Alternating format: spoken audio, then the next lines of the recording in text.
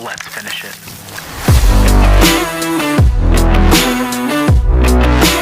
What is up, everybody? Welcome back to another edition of The Closing Pitch. My name is Spiker Helms, and this is a show about people, culture, and how to create a winning lifestyle.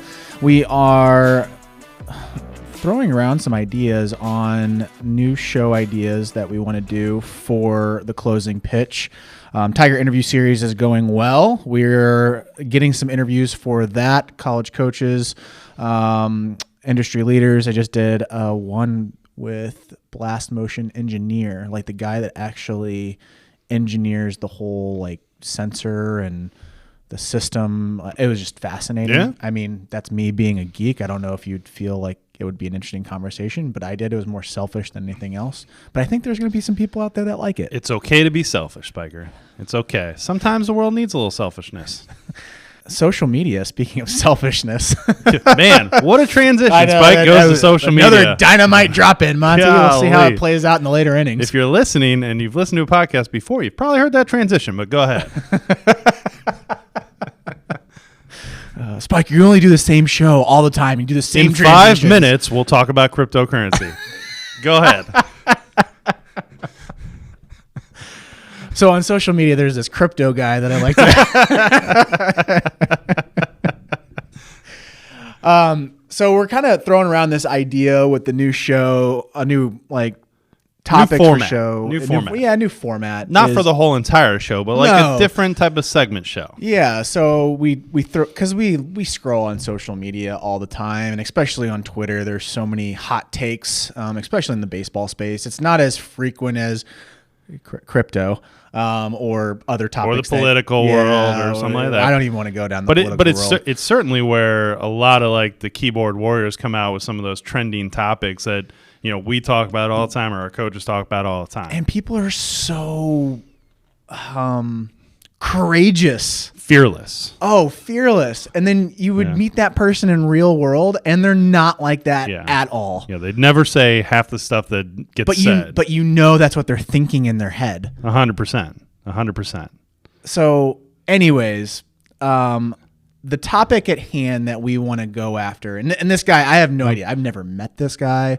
Dave sent me this tweet in the morning, and we had this idea of doing a 3-topic show for social media. And I literally saw this tweet and I was like, this is a topic all by itself. Yep. This is closing pitch-esque. And a lot of club owners were responding to it. A lot of It caught fire. And this guy, there was an admiral in the Army that has responded to this. Really? I didn't see that. Yeah, it's down in the quote tweets. Or he might be a naval officer. I'm not for sure. But he had a uniform and he looked legit. And I was like, and I looked at his profile. I was like, oh, that guy's the real deal. Mm-hmm. So do you want to go? Do you want to say what that tweet is? Because I don't have it on my screen. Yeah, right well, now. I got it right up here. So, and by the way, this is not to call out anyone. It's just, I saw this tweet this morning scrolling through Twitter like I do with my cup of coffee and just kind of finding out what's going on in the world today. Because that's where I get my news. What I'm picturing in my head is like you with like old man slippers. I have old man slippers with 100%. a robe. It was cold out this morning. What do you want me to do? It's a maroon robe? I don't have a robe, dude. I haven't hit that stage. That's like New Balance white sneakers, and then the robe comes next. That's not quite there. And then the old man pipe next. Okay. But anyhow, I was scrolling through it, and me and Spiker had talked about, performing a different segment of the show, which we will be coming out with soon. So be on the lookout for that. But I scroll past this gem, which this topic comes up, I mean, at bare minimum 30 to 40 different conversations throughout the year. It happens every year. It's never gone away. I don't think it ever will go away. And it's kind of one of those polarizing topics that both sides can get pretty heated on, and honestly, I'd be curious to hear. Me and Spiker didn't talk before this about this, but I bet he has different opinions than I do on it, and I think that both sides can be right, both sides can be wrong. But anyhow, I'm going to jump into it. So, should we give the person's name that posted the tweet? I mean, we might as well. I mean, Okay. He sent it out in the Sure. real. Yeah, he did. world, He put it out it's there. like So he's living on his own cross. Yeah. So per se, it's a pitching Twitter handle by the name of @TreadAthletics. His name's Ben Brewster, and he's ran a pitching program. I candidly don't know much about it. I haven't looked into it, but he's kind of fighting the good fight against the drive lines of the world, the 90 mile per hour guys and all the other stuff. And he has a program that I believe he sells to people across the country. Anyhow, I will say this: he's pushing the community forward. Yeah, it's not bad. Anyone that pushes the community forward, you have to give them applause, and you also have to think to yourself, they are putting themselves out there to challenge the narrative, the main thesis, which I commend him on, and I don't agree with a lot of guys that are out there doing that, like their thoughts behind certain topics. And then there are some guys that I gravitate towards. The biggest thing is making sure that you don't label this person as evil. No, that's the last thing you want to do, and it's not tribal. No, that's where a lot of people go wrong. They get really tribal, and it just ends up being a negative. I don't know, a negative cauldron. Yeah, no, I mean, quite honestly, I think whether I agree or disagree with the guy's tweet that I'm about to write or read to you, I commend him for putting it out there, because at the very worst, it's a conversation starter that people need to hear and people need to talk about. Someone is on the other side. They're like, just tell me the all damn right, here we go. tweet, Dave. Here we go. He said, 22 hours ago, if you're in high school and know you want to play baseball in college, I can think of exactly 0 convincing arguments to be playing 2 to 3 other sports year-round. Can we stop pretending that practicing basketball makes you better at pitching? And holy firestorm did he create. He got a ton of comments, quote tweets, controversial, going back and forth with people. I mean, he's answered and he had a whole thread on it, saying, well, how does doing suicides and sprints make you gain 7 miles per hour on your fastball? And if, he talks a lot basically about the amount of time, if you're serious about baseball, because he's in the baseball world, if you're serious about it, how can going and playing a sport and not playing baseball for 4 months out of the year help you? That's his synopsis. He's like, I get it. There's other sports out there, but if that's what you're doing, he's even like, plenty of MLB pitchers played 3 sports in high school, and most of them also rolled out of bed through 95. If that isn't you, maybe you need to train furiously hard at pitching to have a chance to be good. So, where it gets me is, and I've always been on this train, is that you're making the assumption that everyone wants to play college baseball.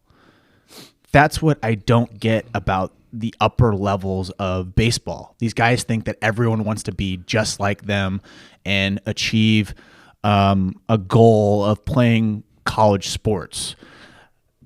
I'm going to be honest with you. When you talk to majority of players that are at the high school age, you're like, hey, you want to play college baseball? And they're like, yeah, I want to play college baseball. But in reality, they don't know.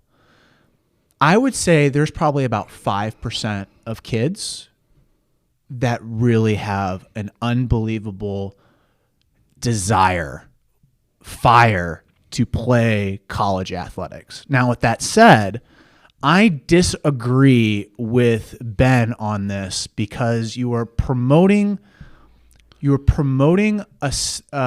culture of, we only go after goals. We only go after getting to the echelon. Now, there are some guys that are going to do that, and I want to give them the best resources possible. But to eliminate the experience of playing college or high school basketball, if you ever been in a high school basketball gym on a Tuesday night, it is electric. It is absolutely electric. Have you ever been on a Friday night football game where it's the district finals? That is an electric atmosphere. And Ben has literally just said, you need to forego all that. If baseball's number one, you should forego all those experiences to now go after your dream of playing college baseball or professional baseball.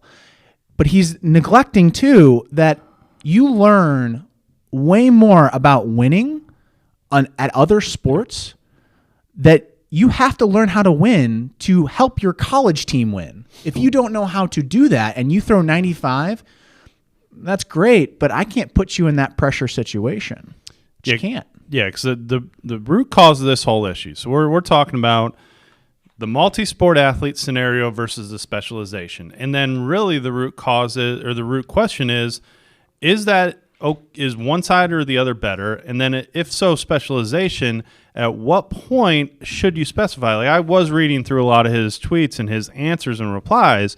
Like, he threw out numbers of like 15 and 16 years old, the guys, and things of that nature. Which is great. Which is great. I get. When I was reading that, I get that. I totally get that. If you want to throw 90, you have to focus on throwing 90. There's no argument there. Yeah, well, so there is, and I'm going to bring up a couple points, and I want to see how you'd react to them. Okay. Because, and just to be totally candid with the people who are listening, I was a multi-sport athlete. I played 3 sports growing up. I played a lot more growing up, but when I got to high school, I played football, I played basketball, I played baseball. All 4 years, my personal opinion, I would have never changed any of it. Okay, looking back at it, I was the best at baseball. That's why I went and played college with baseball. Looking back, if I would have given up on the other sports and went all in on baseball, would I have been better? I don't know, maybe, but maybe not. And there's a couple things to think about with Ben's comments. And one is this, and Spiker alluded to it, the things that you learn playing other sports, the different types of competitiveness, the different scenarios you're put into, like, take it for what it is. When you play baseball, you're playing in front of like 20 people, moms and dads, right? When you're playing football, you're also playing in front of thousands of people. That's a little bit different. There's different competition levels. There's different, there's different things to it. And there's different jobs and different toughness and just all kinds of things that can be learned. There's different levels of athleticism that are built. In baseball, it's a very straightforward type of sport. While in other sports, you're creating lateral quickness, athleticism, hand-eye coordination is a big deal in basketball, and having to do multiple things at every second of the game. Team sport versus individual sports, because baseball can be a lot of individual time. There's just so many different things to it that can make you a more complete and rounded athlete and individual by playing other sports. So that's one. Two, like you said, Spike, I can't imagine telling a young athlete at 16 years old to literally, listen, you need to go all in on this one sport because, give up on the other sports. I don't like that precedence. I don't think they're ready for it. I don't think, I specialized in college. You know why? Because they told me. They told me I wasn't good enough to play the other sports. If they would have told me that I could have played football, basketball, and baseball in college, guess what I would have done? Played football, basketball, and baseball. You know why? Because I really enjoyed it. It was a lot of fun. Mm-hmm. It was a great experience. I will not trade anything for the world hearing my metal spikes go down the steps walking on the football field on a Friday night. I will not give up anything for hitting that big three and hearing the crowd go wild. Those things are stuff that's stuck with me right now. As a 34-year-old, I can close my eyes and I can remember it. I wouldn't trade that for the world. But at that point, they told me I couldn't play them anymore. I don't like the idea of an adult telling a kid, well, he can still play other sports, to not do that. I don't feel like that's my point. If a kid comes up and says, I want to do that, that's a different story. And then at that point, I'll tell him all the, okay, if you're really looking to do that, then do it. And here's why specialization now, because you're the one who's brought it up, can help. Here's how you can take all the hours you would have put on the other sports and apply it towards baseball. And yeah, of course, X amount of hours equals X amount of greater, intelligence and athleticism and ability, right? And this is just not a baseball coaching deal. Like, this is just in the baseball community. But there are basketball coaches that do the same thing. And I hate it. I absolutely hate it. Luckily, I was fortunate enough to have a football coach at my high school that knew that my top sport was baseball. And he was just glad that he had me on the football team. Basketball program was the same until the very end, when they started realizing that, hey, we have a better class below you, which is fine. I totally got that. And I was like, you know what? This is my exit from the sport. See ya, deuces. I'm going to go worry about baseball and football. One thing that I feel like this is old thinking, which is you have to specialize in a sport because you have to get a certain amount of reps in and focus on a certain specific skill set to make it to the show. That is false. There are 2 books out there that I recommend for people to read. Malcolm Gladwell, Outliers, is the one where he talks about specialization and has a lot of different references on why you need to specialize. But the best book out of all of those is The Range by David Epstein, who talks about how Malcolm Gladwell's Outliers is wrong.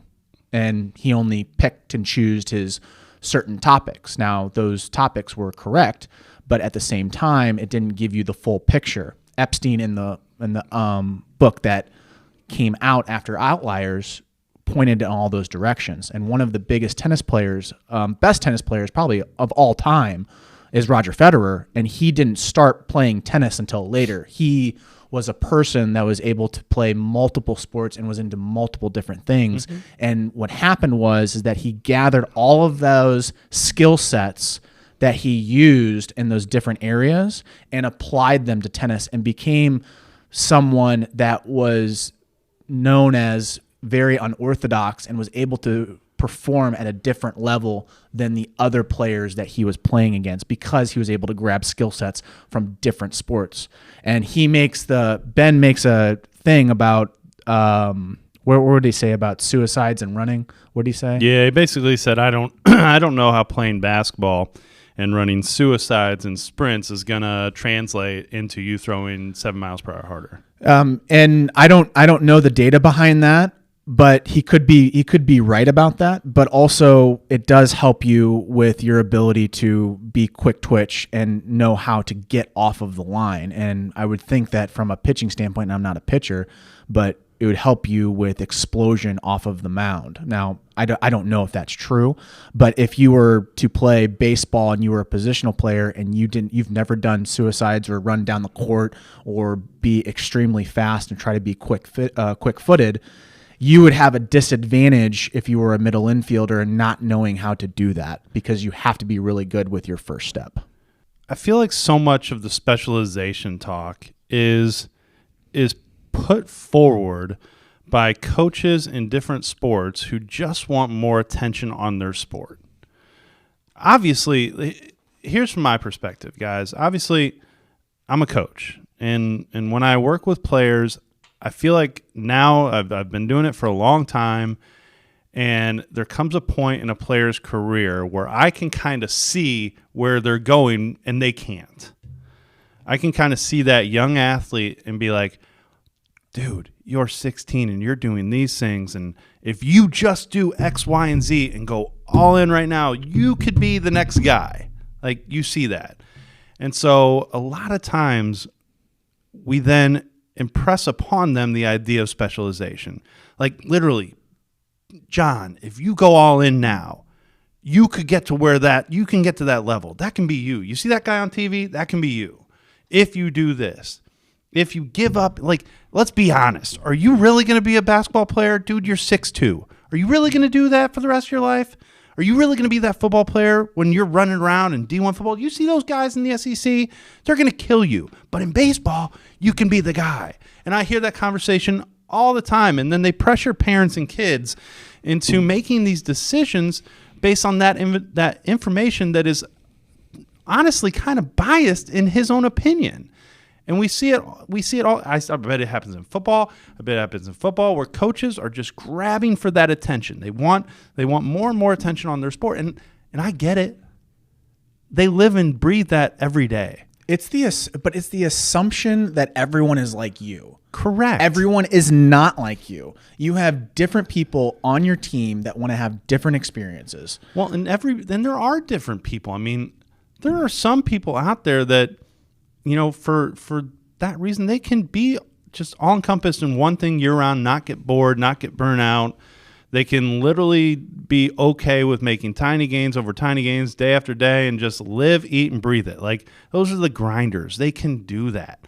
And then there's people like me. If you would have specialized me, I'm just giving you an example, I would probably quit baseball. I don't want to do something year round. I love variety. Like, I can't imagine being at a desk doing the same thing every day, day after day, and that's all I do. I couldn't do it. That would be so boring and monotonous to me. And the fact that we're sometimes pushing those types of people into specialization, even though we can see a future for them in that, how often are those people then, like, are you going to take I would ask Ben, so if you ask 10 guys to give up the sports that they play and 8 of them get burned out and quit, are you taking the responsibility and retracting this? Are you going to then make the idea of saying to those players, hey, come on back, but you can play your sports that obviously wasn't for you? Yep. Or are you going to stand by that when you actively had an impact in making these players quit? Because that's going to happen. And it's not fair because he's not here to rebuttal us or anything like that. Well, he can come on the podcast whenever he wants. Definitely can come on the podcast. If he ever listens to this or see it, come on, man. I will say this. I do think he is right in the category of, if you want to play college athletics or you want to play professionally, you have to be completely devoted to it. This is not you're a wish-washy thing. This is not a gray area. This is not you just literally saying, I'm going to do this and then I'm going to do that. It just does not work. So he is correct when it comes down to, if you want to throw 95 and you only throw 82, you have to be totally devoted to it. But here's the thing, though. That doesn't mean you should quit your sport. There's still enough time in the day where you can get your work in.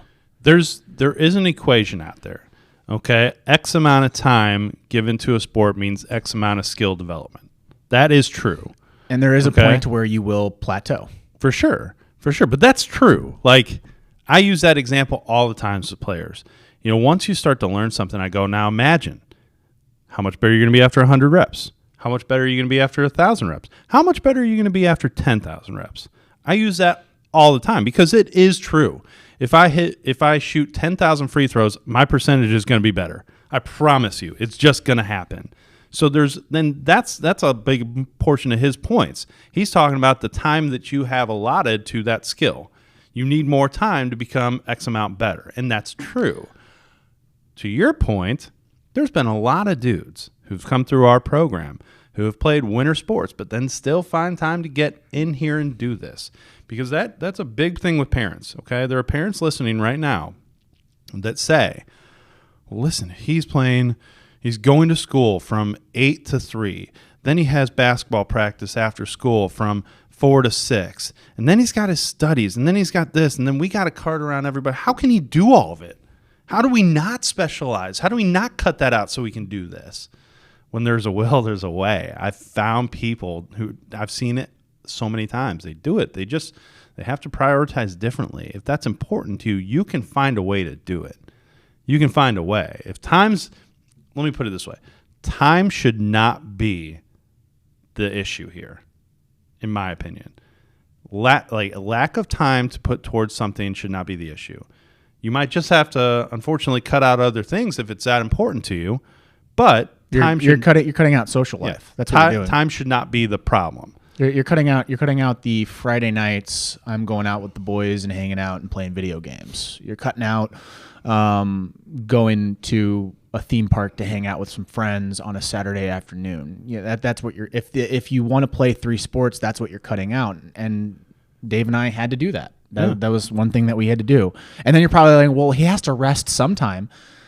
Guys, there's technology out there now that can actually give you feedback on how your body is feeling, and if you are able to recoup faster. You'll be surprised with what you were able to do to your body and how you're able to train. With that said, though, I don't like it when a player or a parent pounds their chest and said, oh, he is a 3-sport athlete. That does not give you any weight. That does not give you the thing of like, oh yeah, oh yes, you can do whatever you want. Being a 3-sport athlete means that's just what you like to do. Mm-hmm. Now, if you don't like to play one of those sports, quit it. Don't do it. Do the thing that you love doing. You're starting to get to an older age group, so you don't have to play all 3 sports. Wearing the badge of being the 3-sport athlete is a hindrance. It's something, and I fell into that. Like my freshman year, I was like, oh yeah, I play 3 sports. I play baseball, I play basketball, I play football. I was even thinking about going out for the soccer team and maybe even cross country. I think I could fit that all in. But in reality, like I was spreading myself way too thin, and I didn't like doing basketball, to be honest with you. And I was thinking about quitting my sophomore year because I was like, this is stupid. Why am I doing 3 sports? I'm falling behind in my grades. So I should just cut basketball out. And then during tryouts, I went up to the JV coach. I'm like, hey, I'm going to quit basketball because you're probably not going to start me. And I'm not that good. And he literally called me up that night and said, Spiker, if you leave this team, I'm going to be so mad because I have you in the starting lineup. I was like, whoa, I had no idea, dude. So it's a matter of what is best for you and what experiences do you want to have.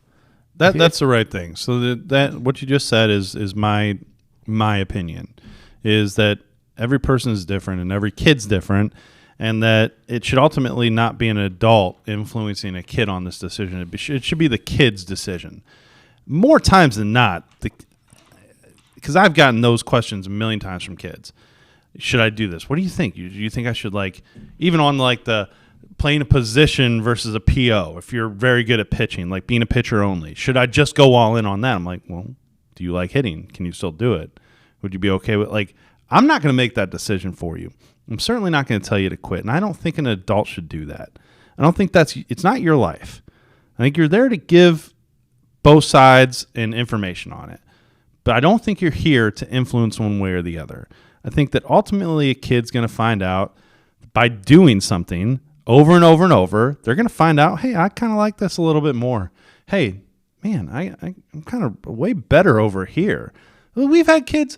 You remember Brendan Schlittler? Mm-hmm. He's a Division I lineman now. Okay, at Liberty University. He showed up every single day for training. Yeah, and he did during his sophomore year. No, this was during his junior year. He was with us. Oh yeah, and he was all of a sudden just looking massive as a D1 lineman is. And at some point, he had a conversation. He's like, "Man, I really like football. I kind of like pushing people around, and yeah, I'm good at baseball." And I think he played his high school career out with his high school, but he's like, there's a lot of things that happen in the summer for football, and that's probably going to be my future. And that's when he was like, I think I'm going to go that way. And you know what we said? Go for it. You're probably right, Brendan. As much as we'd love to have you play for the Tigers this summer, we were like, your future you're 6'6". You're already 265, 70 pounds right now. And yeah, he can hit a ball a long way. But he also is going to get paid a lot more in college to push people around, and that's where his passion was. It's not necessarily the money. That's where his passion was. At that point in time, yeah, make that decision. Brendan didn't know that decision as a sophomore. And that's going against the sport that we all love, that we're in. Mm-hmm. He didn't know that then. That would have been stupid to make that decision at that point, because what if he all of a sudden decided, I don't like it. I want to play baseball. Right? The kid made the decision. That's my point. It happens in baseball. It happens in every sport. I don't like the precedents we're setting in by saying that you should just do one thing and one thing only, and that my thing is the thing to do, because then it's going to be the football coach is going to give you ultimatums, the basketball coach is going to give you ultimatums, the baseball coach is going to give you ultimatums, your club's going to give you ultimatums. I mean, look, it already happens in soccer. Like in this, I don't know if it happens everywhere else, but there are clubs in our area that basically say, if you're going to play soccer on our team, on our top team, you can't play any other sport, period. Sign a contract. If we see you playing any other sport, any of your high school sports, you're out. You're done. You have to give this. I don't agree with that. I don't get how you're going to be able to build a community if you are saying, like, mandating this is the expectations, and if you're not in it, you're either in or you're out. And that's something that, to me, it's never been my decision. Now, you ask me a question, I'll give you every piece of information on every side that I possibly can so that you can make an educated decision for you, not for me. That's my role. And that's where I hope adults go. That's the only issue I have with this sediment of multisport versus not. I'm not going to tell you to go multisport. I'm not going to tell you to go specialization. That's not my role. I'm also thinking, like, this guy owns a business and he's probably battling with other sports in his area he's competing with sports. Like, man, I would just try to live inside that ecosystem and really try to work with those other coaches. And if the other coaches don't get it, I would get their numbers and I'd be like, hey, Bill, I know that my kid has to be at your football practice, but this kid has a lot of talent to throw 90. How can we make this thing work? I would love to have Ben on the podcast. I would love the rebuttal. And maybe I'm totally wrong on this. And I totally got the tweet wrong. And he just said it for whatever reason. I'd love to have that. And again, I'm sure he's a really good guy. I'd probably have a couple beers with him and hang out. Yeah. But I hate it when you're trying to build a community and you're trying to build up a sport. And then you have this thing where you either do this or get the hell out of my sport. Right. It's just like, how are you supposed to get more people playing the sport gonna grow it if you are telling them that they need to just focus on one thing? Because if that was me and if I was 15 years old and the guy said, hey, you either have to work with me or you have to quit these other sports. Like, peace, bro. I love my friends. I'm hanging out with my friends. We're gonna go play for a state championship. Out of 100 kids, there's only 2 that are gonna say yes to that. Seriously, that's all. Yeah. You're literally creating a problem for yourself by putting ultimatums out like that. My opinion. Now, saying I'd love to work with you. I think we can make this work. If you want to put in more time, let's do it. I think that, do this. Go, like we always say, like, go be a part of your high schools. Go be a part of that experience. Go play your other sports, man. Do it. If that's what you want, do it. You only get a chance once. You only get one life, man. You only get this one go around. You don't get 2. You don't get a do-over. When really once you quit it, you never bring it back up. So, my opinion, take it for what it is. Do what you want. Do your thing. You only get a limited opportunity to play these sports. And if it's really, and if at some point you want to say goodbye and go to something else and specialize, then do that too.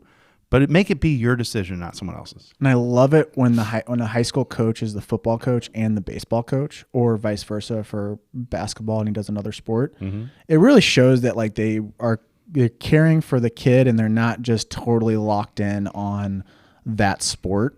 And usually those are the ones that are really good about, hey, play other sports. If you want to play club baseball, you can. If you want to play club soccer, you can. You just make sure that you're honest with me and your communication is on point with when it's football season, it's football season.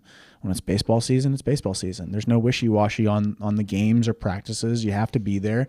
Mm-hmm. And then anytime that you are free, you have free time that you can work with. You got to get your schoolwork done, but then you can do whatever else you want to do. Mm-hmm. Whether that's you want to go play chess and run a chess tournament and go be the Queen's Gambit, that's totally fine with me.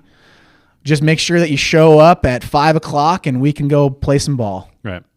So I think I'm pretty much done with this topic. Last point I want to make: parents that are listening to this and you see those type of tweets out there, don't freak out. Don't think that everyone in this space thinks that way. It's a hot take. It was a strong take. And there are a lot of people out there that do support multi-sport athletes. I would be very weary if I was a parent and I had a coach that demanded me to focus on one sport and one sport only. I would probably quit that team and move to another team. Now, there's a difference if you have a coach that says, hey, I don't want you to play 3 sports because I think your time is going to be strapped thin and you're not going to be able to hold your commitments to us and this team and that team. I'm totally cool with you playing 2 sports. Just make sure that your bandwidth is not outstretched for the season because I'm counting on you for practices and games. That's a totally different coach. Here's how I would approach it if I was a parent getting pressured. I'd go have, if I was a parent getting pressured to play one sport from a coach, okay, I would go have 10 to 20 other conversations with all kinds of different people about that topic.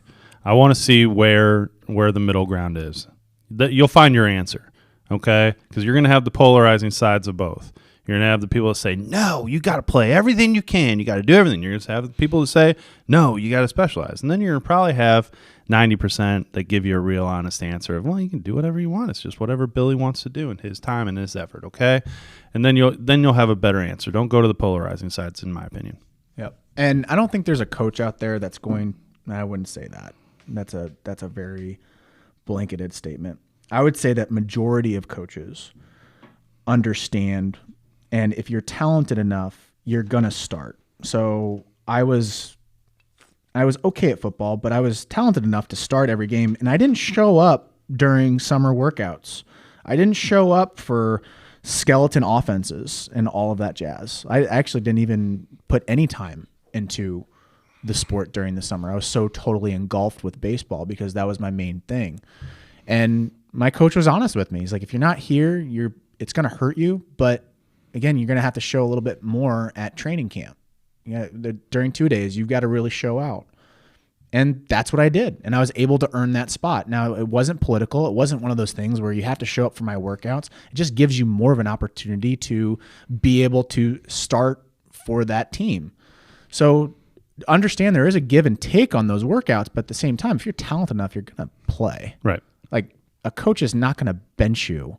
Majority of coaches. They like winning. Yeah. Like, the incentive is for them to win. So if they're going to bench you because you didn't show up for their workouts and you are the fastest kid on the team and you have unbelievable hands, what are we talking about? That coach is not going to have a job. Yeah, they like winning. Guys, that's this episode of The Closing Pitch. I hope you enjoyed it. If you would like to see those tweets, I will give a shout out to Ben because he does have some really good tweets out there sometimes on pitching. So if you want to follow him and get some takes on him, I always think that opposing viewpoints is always good to have in your feed. If you are putting yourself into those feeds that just completely agree with you, you're putting yourself into an echo chamber. So always put people in the feed that you could agree with and you could disagree with. So his Twitter handle is Tread Athletics. That's TREAD Athletics. Ben Brewster.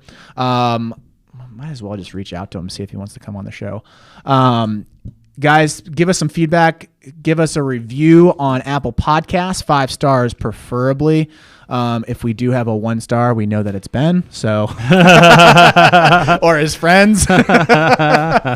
So, anyways, guys, always fun chatting with you guys. We'll talk to you soon. See you guys.